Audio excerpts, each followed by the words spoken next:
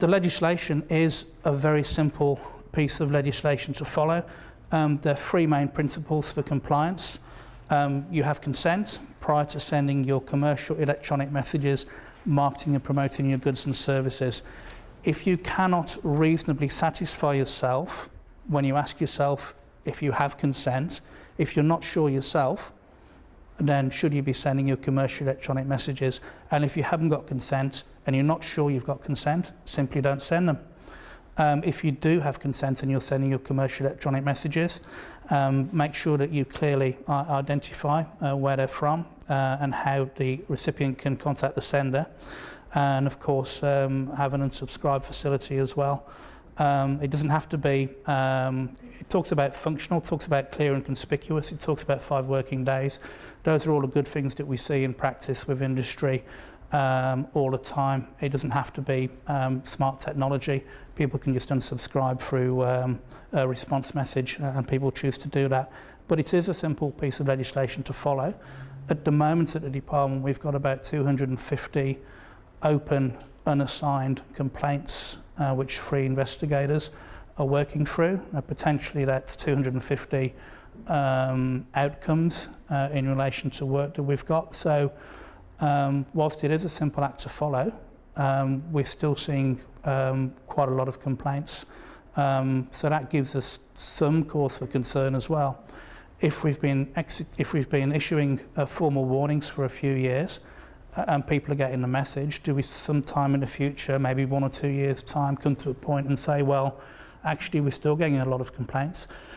We don't need or have to go to a written formal warning in the first instance. Maybe we should go straight to an infringement notice, and that may carry a pecuniary penalty or fine for a breach of the Act in the first instance. We had an investigation into a real estate agent and member following a complaint around a number of campaigns. There was an issue over consent, obviously. Most of our complaints are consent-driven. The sender claimed inferred consent existed as the recipient formerly tenanted one of their managed properties for 6 weeks in 2009. If you look at the definition of inferred consent, it talks about an ongoing business relationship between the sender and recipient. There has to be a relationship. That was stretching inferred consent to a point where it was not very palatable. There was no consent in that case.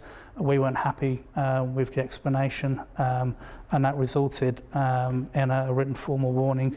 So we had a company A, and they had a website where users must register to post comments and interact further. It's fairly straightforward. Part of the registration process required the user to agree with the terms and conditions of use, so that was a positive opt-in via a checkbox.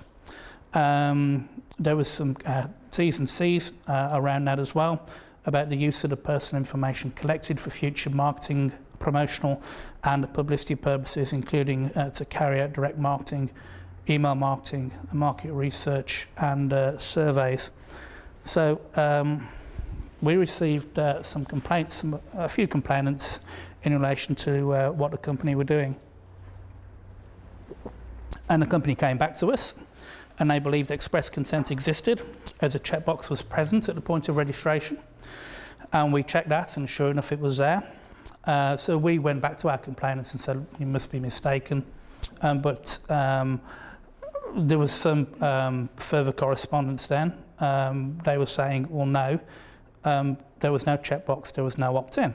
And we went back to the company, as often is the case, and basically went back to review the cached web pages from the previous months. There's certain softwares and ways of doing that. And we determined that the checkbox had been added at the point of registration only a few days after we'd contacted the company to make their inquiry. So I guess we were a little bit disappointed that we were misled, which often happens, or sometimes happens, I should say, not often. And that was a very quick and easy decision for us. So this case example was in relation to an SMS campaign. It was a large entity. They had many thousands of opt-in positive clients and subscribers. So absolutely no problem with consent, operating within the legislation. but their SMS stated reply stop to opt out, standard message fees apply. So Section 11 of the legislation talks about unsubscribe.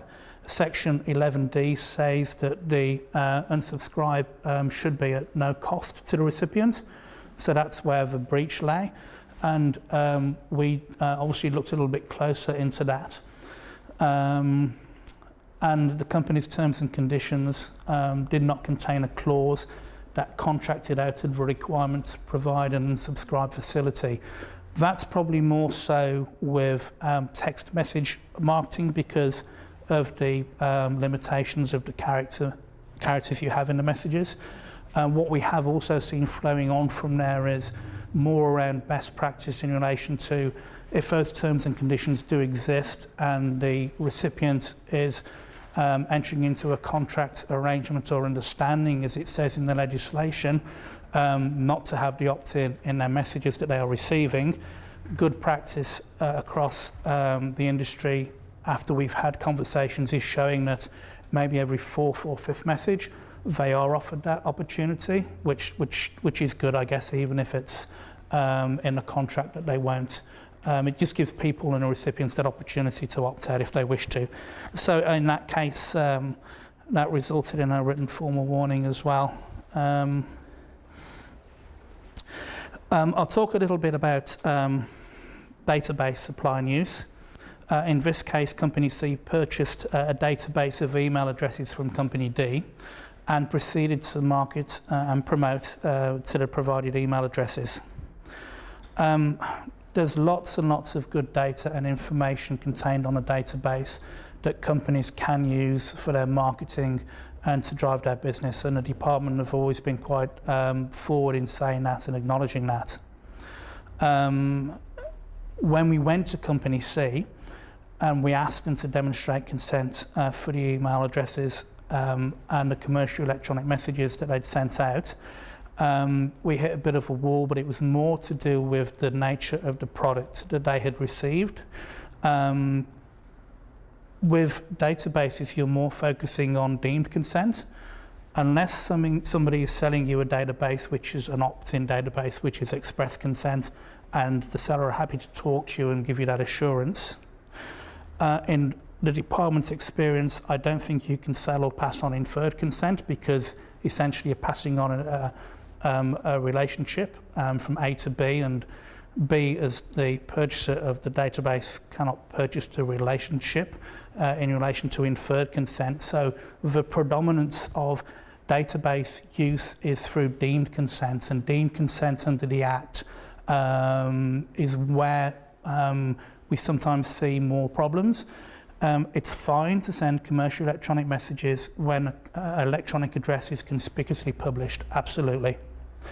As long as that address doesn't contain a statement with it to say, I don't want to receive your commercial electronic messages. And the most important component of deemed consent is that the message that is sent to the electronic address is relevant to the business roles, functions and duties of the recipient in a business or official capacity. Unfortunately, the customer had a bad experience buying a bad database, and email addresses on that database weren't conspicuously published in a business or official capacity. In fact, some of those email addresses were scraped and they were domain registrant email addresses, and WHOIS email addresses for technical registration and administrative contact for domain ownership, and that's a big no-no in our environment. What I will say though, and what's really important, is get very familiar with the B section provisions in a definition, because the B section provisions provide a lot of information about messages which are not considered commercial electronic messages under the Act. So that's a lot of your normal course of business communications, providing a quote or estimate for the supply of goods and services, providing warranty information, product recall information. Four's the big one, providing notification of factual information about a subscription, membership, account, loan, or similar relationship involving the ongoing purchase or use by the recipient of goods and services. Note the word ongoing. So Section 6B is good for you to look at. The department had I think the best way to describe it was a recidivist complainant around deemed consent. And we always used to get complaints, and we would look very carefully at them, but in the majority of instances, once we'd investigated, we didn't have a breach, and we would write it off, we'd close it down, and we're happy to go back to the company or the organisation or the business we've dealt with and communicate that. And actually that's quite a positive thing as well, because we're sort of saying to the industry, well, no, it's all good, you're doing the right thing, you're on the right track, so that's a positive outcome for us as well as a regulator. We do publish the names of organisations and individuals that we deal with on our website. Some people call it name and shame. It's to promote a greater understanding of the consequences of non-compliance, I would say. We're looking, hopefully, in a not-too-distant future on actually having an opt-in letter of best practice or communication of best practice for industry. We're working on that at the moment. We can see lots of good information about best practice and information we can share with the industry, and we're hoping to put some energy into that and make that an opt-in process where we can maybe communicate with industry every month or every few months about some hints and tips about best practice and what you can be doing in your environment to make sure that you're remaining compliant, but obviously providing a good service to your clients and customers in turn. And that's my presentation.